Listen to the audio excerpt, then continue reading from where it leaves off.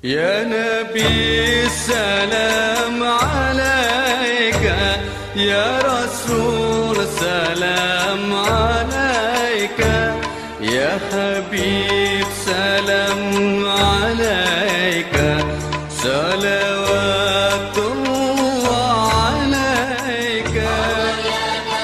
بسم الله الرحمن الرحيم. السلام عليكم ورحمة الله وبركاته.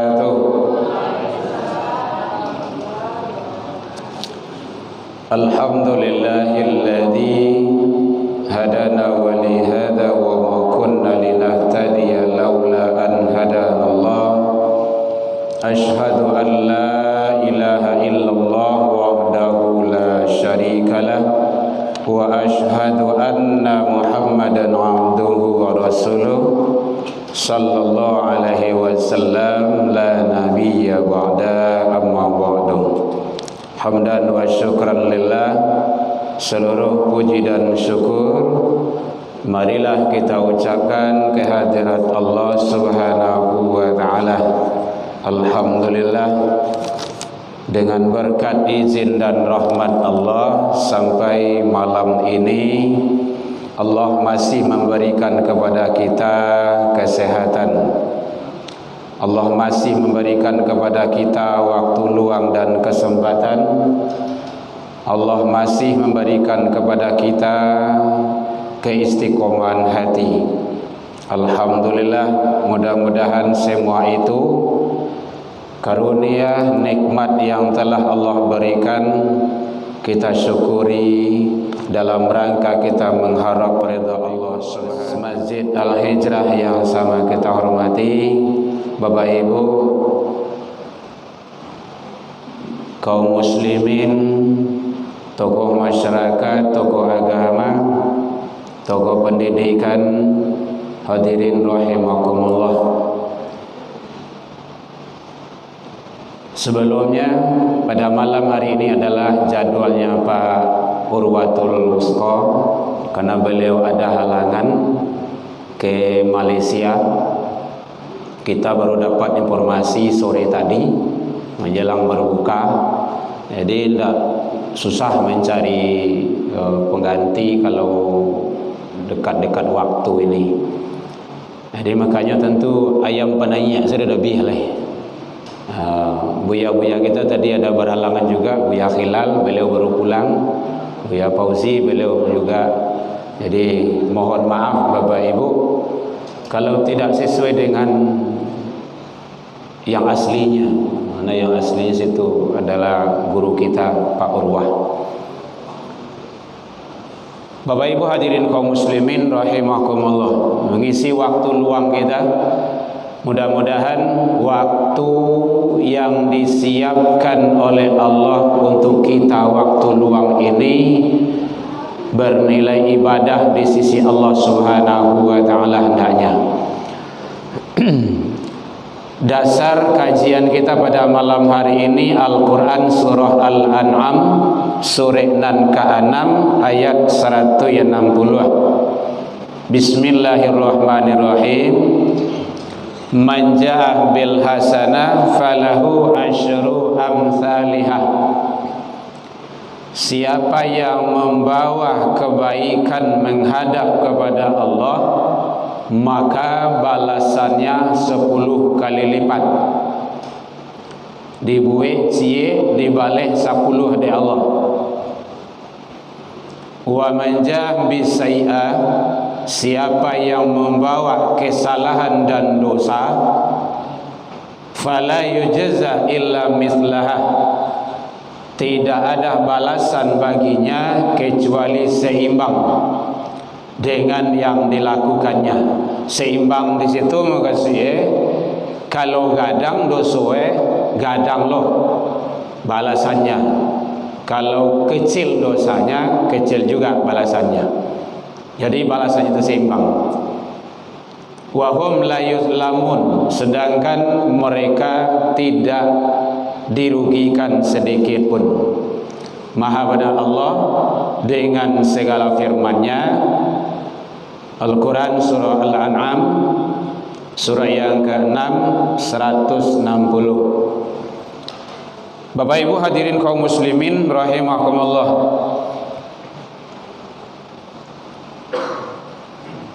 Insyaallah tidak beberapa hari lagi kita akan melaksanakan ibadah yang agung, ibadah yang mulia. Penyelenggaraan ibadah kurban Idul Adha. Lebih kurang sampai 25 hari lagi. Kalau tidak lebih kurang.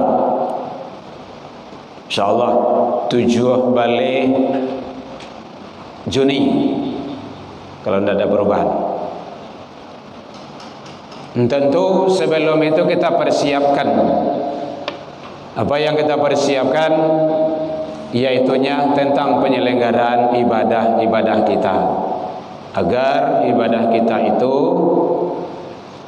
lebih afdol dan lebih utama di sisi Allah Subhanahu wa ta'ala. Jadi mungkin mewakili pengurus, ini pengurus sudah menyiapkan peserta atau data peserta ibadah kurban, bukan peserta kurban, peserta ibadah kurban, karena kurban itu ibadah. Kalau peserta kurban, ibu-ibu tidak biar. Namu ibu tidak biar. Ambo dah moda. Iya Pak ya. Peserta ibadah kurban. Itu biarlah anda wajar ngaji sana. Karena kurban itu ibadah. Itu kan bahasa saja ya. Iya bahasa. Karena bahasa itu kadang-kadang menjebak gitu. Ya, di mana-mana kayak gitu juga. Jadi mari sama-sama kita, kalaulah ada niat dari kolbu, dari hati kita, insyaallah bisa. Kita lihat dulu. Ambo kan jarang-jarang lo tampilnya tuh, gitu kan. Aku sesekali tampil gitu kan. Walaupun tidak ada orang. YouTube bisa jeli aku.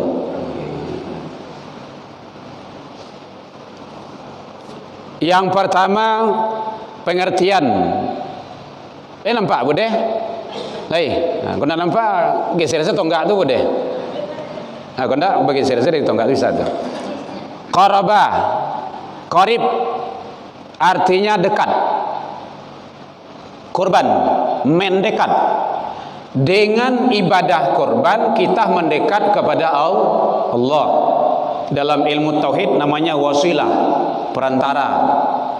Ya ayyuhalladzina amanu taqullaha wabtaghu ilaihil wasilah.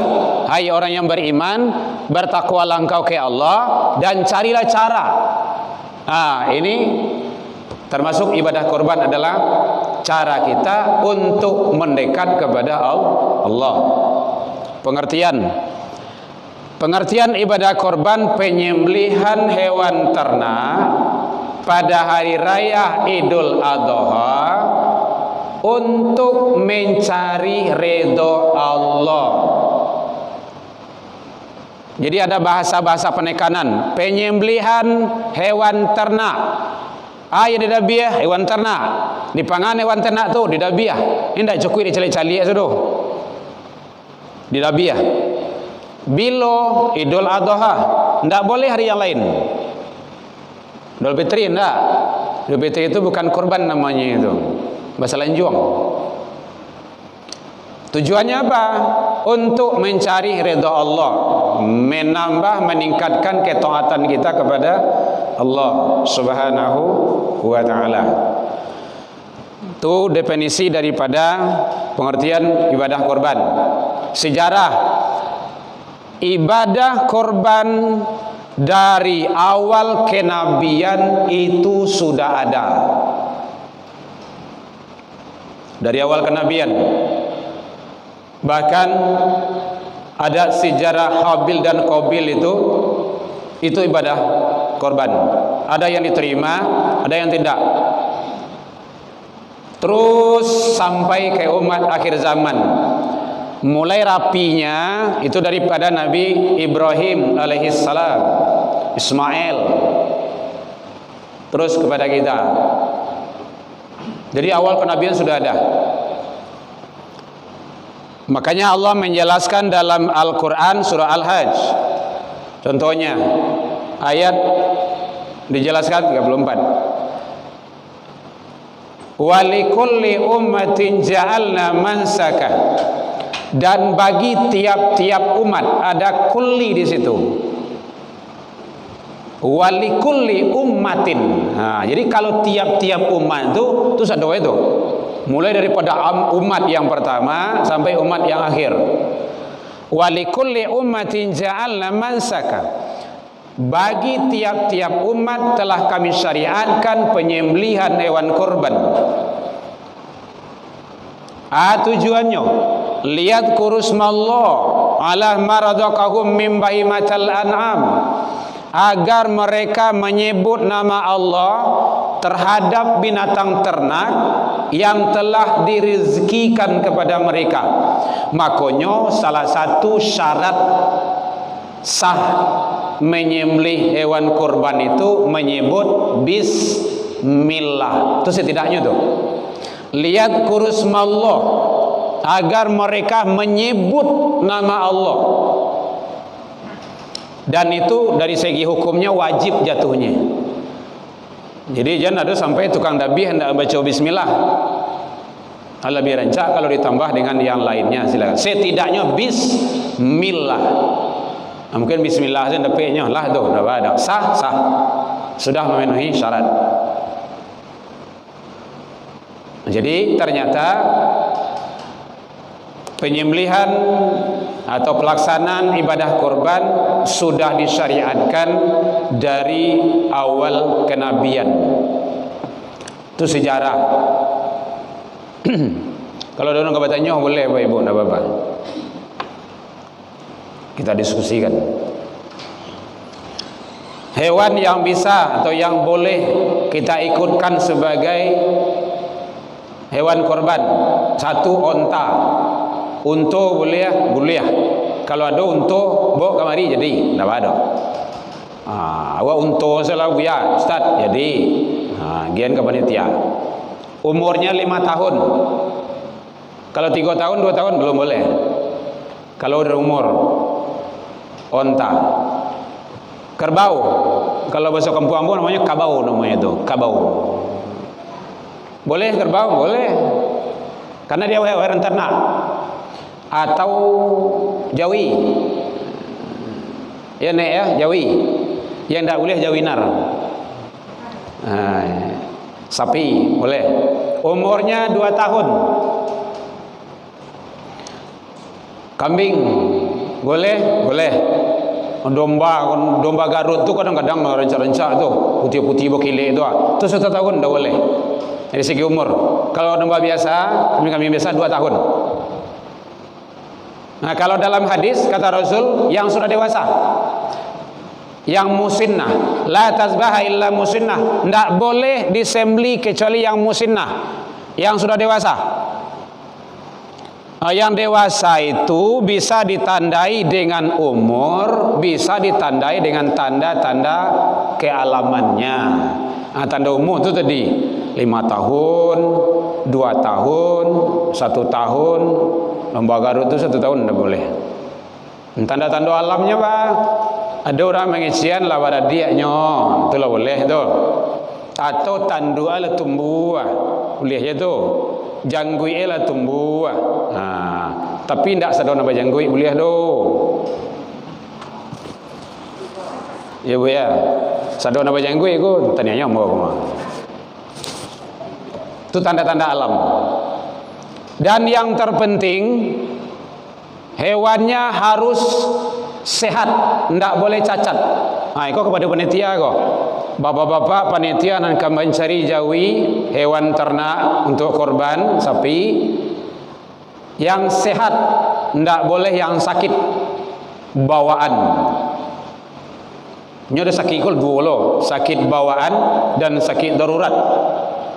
Sakit bawaan tu dari kandangnya wa ambil cacat, pincang kaki, celek matoe. Celek tahu Bu, nek tahu nek celek ndak matoe cik tu. Tu celek tu. Atau damamnya dikuro tu badannya tu. Tidak boleh. Dan alangkah lebih baiknya kalau kerjasama dengan dokter hewan, karena nanti akan dikonsumsi oleh manusia, oleh kita. Jadi yang sehat. Kalau sakit darurat, contohnya sakit darurat tu malam kini nyu tiba turun dari Tioto njore takaja turun malompe sebarang ko tiba dewa patah kie. Tu darurat tu di balian korang kandang lihat amuh hendak do tadi sebarang ke risiko elok asal di balian patah lihat amuh do saja.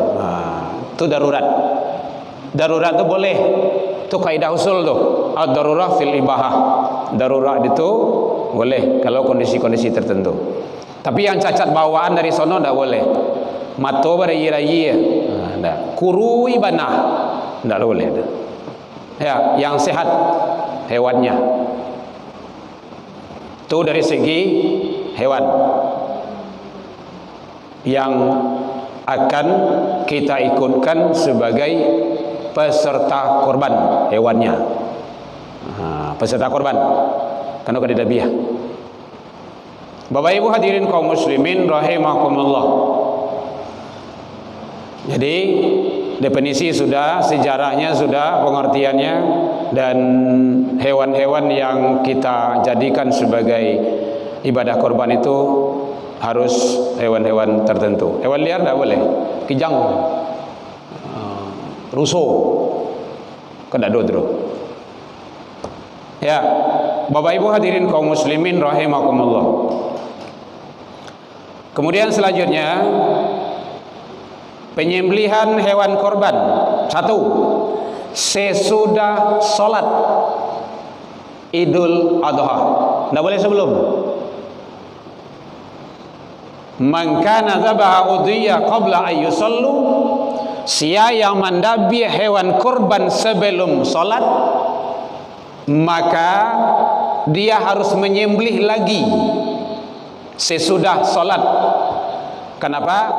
Laisa minan nuski fi syai', itu bukan dianggap sebagai hewan korban, penyembelihan korban. Korek tak aja kok. Contoh, hari raya kok jatuh hari Jumat. Contoh, kalau besok enggak tuh. Besok ini hari Senin. Senin ya. Contoh hari Jumat jatuhnya.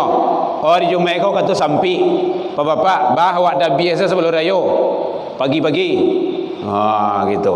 Sebelum sholat, itu tidak boleh itu. Jadi harus sesudah sholat penyembelihannya. Makanya dikasih waktu. Hebatnya hari raya Idul Adha ko, sebenarnya Idul Adha ko adalah hari raya akbar yang besar dibanding hari raya Idul Fitri. Batu buktinya takbir saja sampai 3 hari. 11, 12, 13 tasyrik. Kan hebat tuh. Kalau hari raya Idul Fitri itu kan tidak ada. Maghrib saja itulah selesai itu. Jadi sebenarnya hari raya yang besar itu adalah Idul Adha. Kalau tidak bisa, contohnya kan hari raya itu, pas hari raya itu kita menyembelih, udah hari keduanya, boleh, boleh. Tidak juga hari ketiganya, sah, sah, karena masih dalam ruang lingkup pelaksanaan ibadah kurban. Gitu. Tapi kata kuncinya adalah sesudah sholat, tidak boleh sebelum. Yang kedua, sunnah dihadapkan ke kiblat. Itu udah biasa itu. Makanya buya-buya kita kan banyak di sini itu, sering menyampaikan, mengarahkan. Kau buya awak, buya dalil tu sering kiblat sana. Dan sunnah hukumnya sawalah kaki si penyembelih sebenarnya di atas leher. Baca dalam hadis itu. Itu sunnah. Pertama mengikuti sunnah, dan kedua menambah kekuatan si penyembelih. Tapi jadi pijak nalo tu caki aja bako. Di beradah di leher. Gitu. Itu teknis penyembelihan. Baca asma Allah dan peserta ibadah korban sunnah untuk menyaksikan. Fatimah, baik ya Rasul, nih korbanmu, bawa ke lapangan, saksikan. Gitu. Jadi menyaksikan penyembelihan hewan kurban itu bagi peserta ibadah kurban hukumnya sunnah. Kalau ndak ba, ya ndak ada. Contoh awak ikut kurban di kampung. Awak pergi ke kampung, awak di rantau orang, kan ndak mungkin ke kampung pergi mencari itu. Gitu. Jadi menyaksikan itu hukumnya sunnah. Kumandangkan kalimah-kalimah thayyibah, takbir, tasbih, tahmid, tahlil. Nah, itulah yang ucapan-ucapan takbir itu yang selalu dibawa oleh protokol-protokol kita itu. Bapak Ibu hadirin kaum muslimin rahimakumullah. Termasuk sunnah juga kalau seandainya kita sanggup, ada kemampuan itu sembelih langsung dengan tangan sendiri. Sawananya yang korban itu kan awak. Cuma dia tak taluk, dia awak minta tolong ke panitia. Kan itu. Oh boleh seorang-seorang korban? Boleh. Tidak apa-apa. Kan di kantor-kantor kan banyak orang korban itu. Kayak artis-artisnya di rumahnya korban itu. Yang ada kemampuan itu. Boleh? Boleh. Dan sunnah menyembelih dengan tangan sendiri. Tapi kalau enggak, maka boleh diwakilkan. Tidak ada masalah. Itu kan teknis dalam pelaksanaan ibadah. Bapak Ibu hadirin kaum muslimin rahimakumullah. Hukum. Ada yang bertanya, boleh? Yang nak taruh itu kemana? Aja marah dia. Mana lagi? Hukum pelaksanaan ibadah kurban itu, hukum dasarnya sunnah muakkad. Sunnah muakkadah. Hukum dasarnya. Nanti hukum itu akan berubah kepada wajib kalau ada kondisi-kondisi tertentu.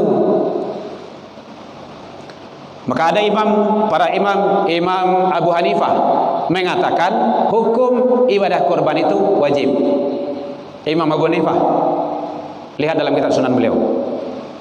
Beliau berdasarkan kepada hadis Rasul.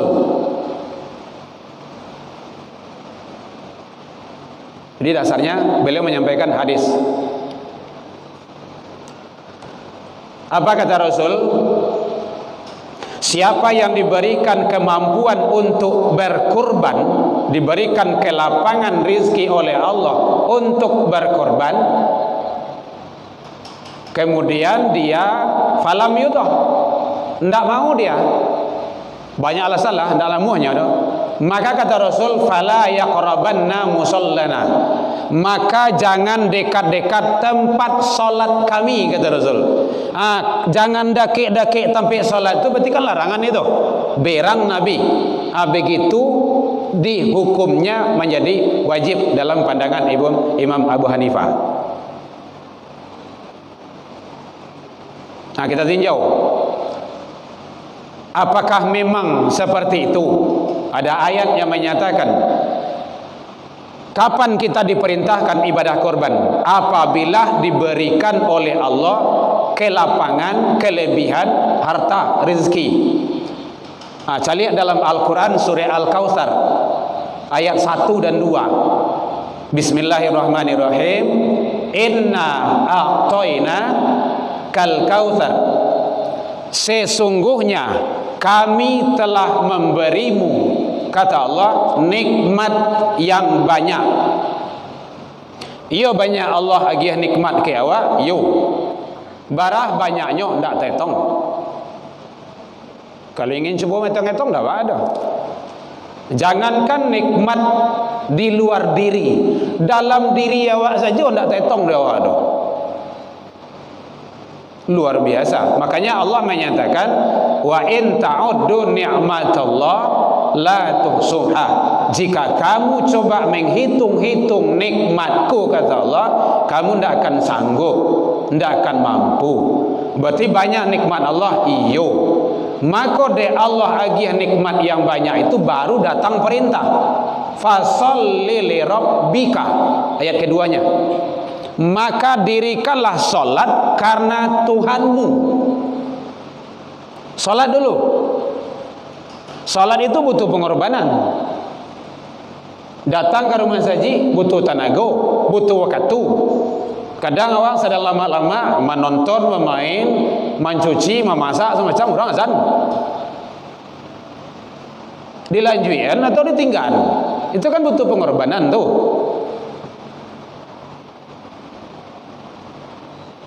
Jadi begitu, baru wanhar dan berkurbanlah. Ada dua perintah Allah di situ. Karena aku telah memberimu nikmat yang banyak, kata Allah, maka fasholli li rabbika. Makanya orang yang tidak sholat tu dia digolong kepada kafir, iya, mengingkari, kafir, kafara, kufur. Tidak perlu diperdebatkan pula sebenarnya itu kan. Orang-orang jahiliyah kan seperti itu kok. Jahiliyah modern lah gitu kan. Tidak boleh dipanggil kafirnya tu. Mengalu tidak boleh. Allah saja menyatakan seperti itu kok. Qul ya ayyuhal kafirun. Kan jale kata-kata kafir dalam Al-Quran tu. Maka dibuang apa pakai? Tidak perlu dibuang-buang. Jadi orang yang tidak sholat dia kafir, iya. Orang tidak sholat dia adalah orang yang paling sombong, iya. Kayak siapa? Kayak Allah. Innal ladzina yastakbiruna an ibadati. Sesungguhnya orang yang paling takabur, orang yang paling sombong itu adalah orang yang tidak mau menyembah kepada aku, gitu. Tidak mau sholat. Jadi kita tidak bahas tentang itu, tapi lari lagi kepada ayat yang menjelaskan tentang kurban tadi. Allah agih nikmat dulu, baru datang perintah sholat dan kurban. Awak kini berapa? 25 26 ya Pak ya? 26 25 25. Makanya ada sebagian masjid je musalla, Pak pengurus kami tak taluk sekali unggu atau dua piti tak ada, tolong buat tabungan korban. Dibuat tabungan korban 100 sebulan, 50 sebulan, barah do saya 150 sebulan. Di hari H kan tak barah tu. Kok kurang-kurang ditukuk, sentiang-sentiang dibilai, tak barah nambah lah do.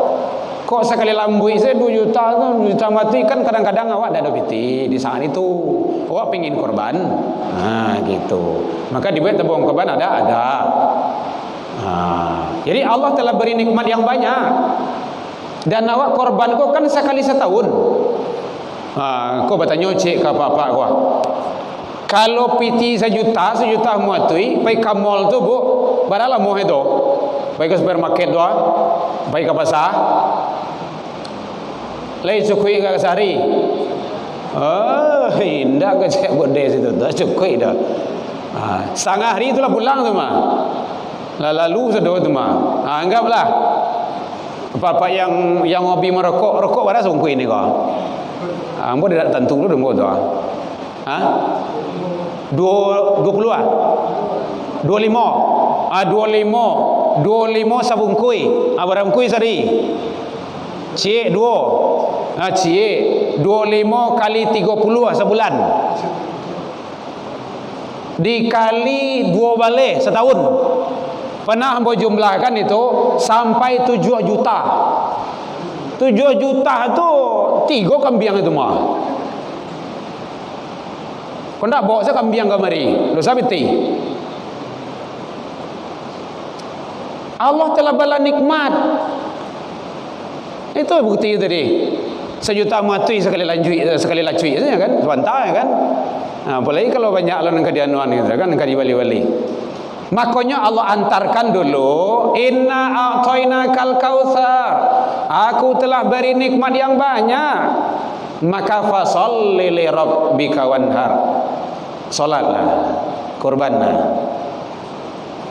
Makanya Imam Abu Hanifah menyatakan beliau membawa kepada hukum wajib. Imam Syafi'i sunnah kifayah. Imam Syafi'i beliau berangkat daripada hadis doa Rasul. Apa doa Rasul tatkala Rasulullah melaksanakan ibadah kurban? Beliau berdoa, Allahumma ya Allah, ini korbannya Muhammad, wa ala ali Muhammad wa ummati Muhammad.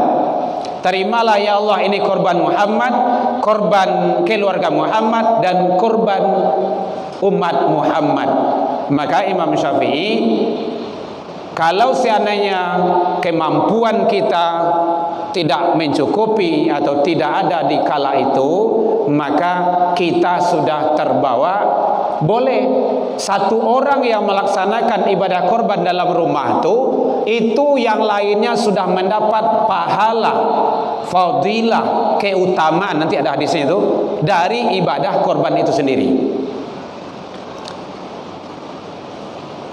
Contoh, Pak Sekretaris RW itu kan ikut ibadah korban, itu yang ada dalam rumah itu sudah mendapat ampunan dari Allah. Kenapa? Karena Bapak ikut. Hadis diriwayatkan oleh Imam Muslim, man qaraba qurbanan fihi fabi awli fitrah. Siapa yang ikut menyembelih pelaksanaan ibadah korban, dia kembali kepada fitrahnya, suci. Qatsaras min damihi, tak kala tetesan darah ke bumi dalam pemotongan hewan korban itu, ghufiralahu. Ghufiralahu itu diampuni dosanya. Dosanya itu peserta ibadah korban itu. Wa zunuba ahliha, itu lanjutannya, dan dosa-dosa keluarganya. Keluarganya siapa? Ya istri. Kalau dua istri-istri, kalau tiga istri-istri gitu kan. Anak, mintuo, mertua, siapa yang ada dalam keluarga itu? Mana tahu kan, di komplek ada yang istri dua itu kan, mana tahu kan. Awak kan tak tahu dok. Jadi oleh sebab itu ternyata kaifiat fadilah dari ibadah korban itu sangat luar biasa. Ada tanya, Mama boleh? Tidak ada. Menyebut istri tadi ya. Oranglah benda kok. Ya, ternyata hikmah ibadah korban itu luar biasa, hebat. Makanya mari kita berlomba-lomba bersama-sama untuk mengikuti ibadah yang agung ini dengan bersama-sama kita meriahkan. Mungkin dalam keluarga itu mungkin, kami dalam keluarga tu bali mohnya uya le boleh dibawa jauh kemari rancak bana. Ndak harus bertujuan, ndak harus bertujuan dong. Sia harus bertujuan. Siku saya jauh dibawa kemari jadi ndak ada. Kalau tak tahu siku belimo, siku seorang saya tidak ada. Banyak dari itu boleh. Nabi Ibrahim sebarah dulu tu. Sebelum ada Nabi Allah Ismail alaihissalam, itu ratusan, ribuan domba yang dikorbankan, ratusan ekor. Sampai-sampai di saat itu baswawaknya tacengang orang banyak. Banyak le. Heran malaikat. Di situ muncul sifat kemanusiaan kan gitu. Jangan kan ikoh le. Kalau ada anak mau dabi anak kau diminta, kalau diminta dia Allah. Karena saat itu lu punya anak ada. Orang kau kan kayak gitu kau. Kalau ndak ada saat itu yang punya kan muah itu kan. Jangankan ini. Anak kalau diminta dia Allah, saya sembeli. Karena lu punya anak. Datang Ismail kan. Kan itu dalam surah As-Saffat itu ayat 100 sampai 100 balik. Silakan Bapak baca beku tuh di rumah terjemahannya. Itu luar biasa itu. Jadi bapak-bapak, ibu-ibu, kalau ingin menjadi anak awak anak soleh dan soleha, dawamkan ayat 99 ayat 100 surah As-Saffat. Rabbi habli minas solihin. Rabbi habli minas solihin. Taruh mana rui? Rabbi habli minas solihin. Itu doa beliau tuh, doa Nabi Ibrahim tuh, diijabah Allah, didengar Allah.